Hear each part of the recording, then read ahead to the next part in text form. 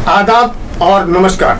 मैं हूं सुल्तान कुरैशी और आप देख रहे हैं भिवंडी समय न्यूज। नाक प्रेम कहानी जो टुकड़ों में तब्दील हो गई। एक प्रेमी ने अपनी प्रेमिका के कई टुकड़े कर डाले। आपको बता दें, ये खौफनाक कहानी उस बंद फ्रिज से शुरू होती है जिसमें आफताब श्रद्धा की लाश को कई टुकड़े करता है और धीरे धीरे उन टुकड़ों को ठिकाने लगाता है।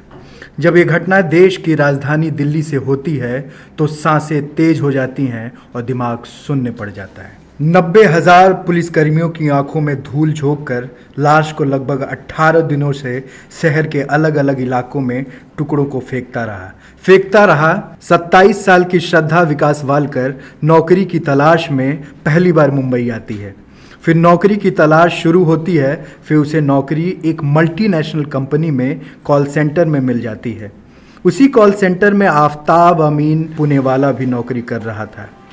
यही श्रद्धा और आफताब की पहली मुलाकात होती है। करीब 8 से 9 महीने की मुलाकात के बाद प्यार हो जाता है। फिर दोनों फैसला करते हैं एक साथ रहने का।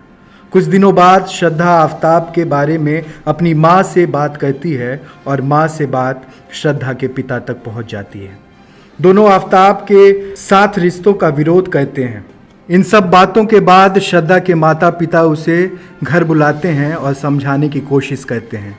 ये रिश्ता नहीं हो सकता है, पर श्रद्धा उनकी एक नहीं सुनती है और आफताब के पास वापस आ जाती है।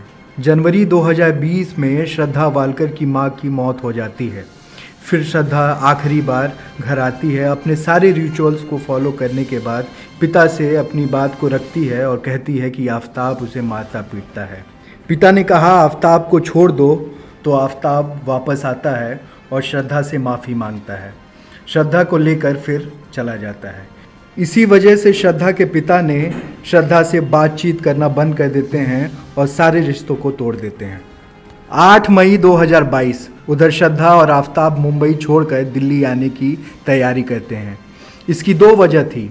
एक तो श्रद्धा के साथ साथ आफताब के घर वाले भी इस रिश्ते से खुश नहीं थे और दूसरी दिल्ली में बेहतर नौकरी की उम्मीद। फिर दिल्ली के छतरपुर में एक घर लेते हैं और कुछ दिनों बाद दोनों की नौकरी मिल जाती है। श्रद्धा के दोस्त लक्ष्मण ने श्रद्धा के भाई को फ़ोन करके बताया और पूछा कि तुम्हारी श्रद्धा से बात हुई क्या, क्योंकि श्रद्धा का 2 महीने से फ़ोन बंद आ रहा है।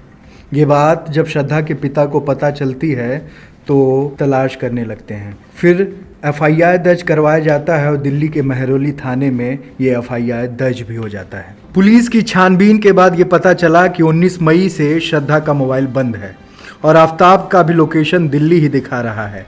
ये बात हैरान करने वाली थी। इसके बाद महरौली पुलिस की टीम आफताब से पूछताछ शुरू करती है। आफताब एक कहानी सुनाता है कि 19 मई को श्रद्धा और उसके बीच एक लड़ाई हुई और श्रद्धा उससे छोड़कर चली गई।